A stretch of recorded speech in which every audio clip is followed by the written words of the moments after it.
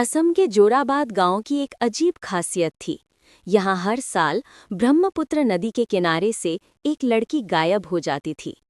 किसी को नहीं पता था वो कहाँ जाती है, पर सुबह नदी के किनारे सिर्फ उसका दुपट्टा या कभी-कभी टूटी चूड़ियाँ मिलती।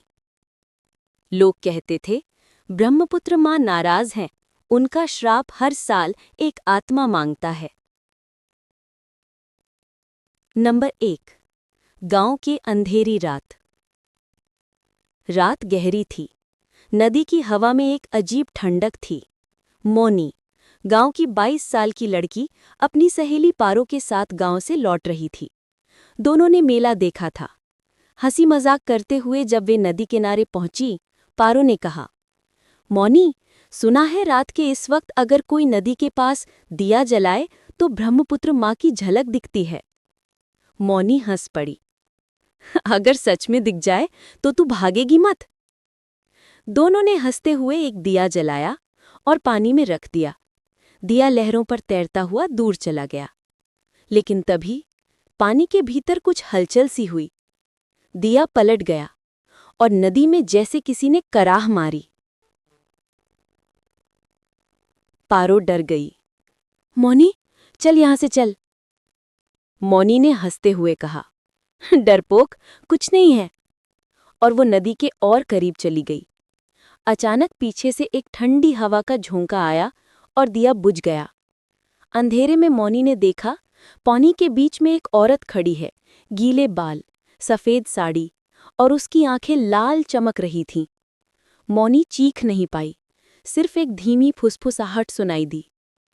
वादा निभाने का वक्त आ गया मोनी। नंबर 2। अगली सुबह। सुबह गांव में हड़कंप था। मोनी गायब थी। नदी किनारे सिर्फ उसकी चूड़ियां और टूटा हुआ दिया पड़ा था। पारो बेहोश पड़ी थी। होश आने पर वो बड़बड़ाने लगी, वो आई थी, पानी से निकली थी, उसने मोनी को खींच लिया। लोगों ने कहा, फिर से ब्रह्मपुत्र माँ ने अपनी बलि ले ली।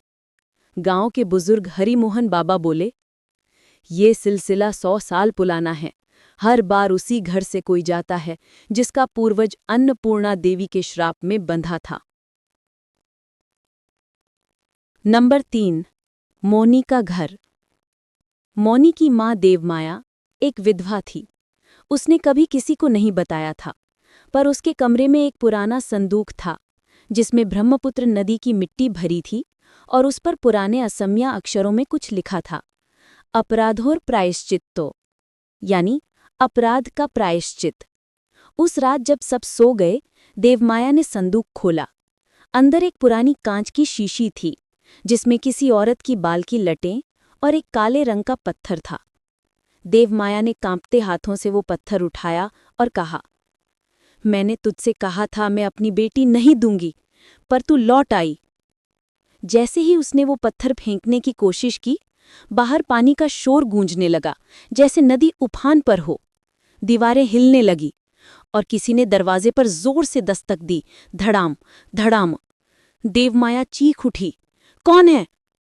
एक फुसफुसाती आवाज आई, मैं मौनी हूं, दरवाजा खोलो माँ।